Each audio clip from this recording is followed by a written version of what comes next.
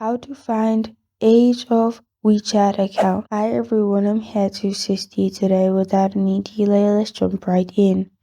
First, open WeChat on your device. Make sure you're logged into your account. Then, click on Me at the bottom right corner of your screen. Here, if you go to settings, you'll find all these options, but there is no one way to find age of your WeChat account, as WeChat has not given an option.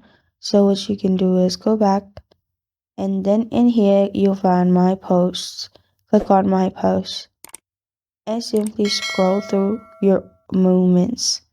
In here you'll find your first post you have posted. From there you can see the age of your WeChat account, and there's no other way than this.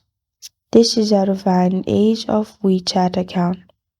Thank you for joining me today. If this video helps you out, please leave a like and subscribe for more.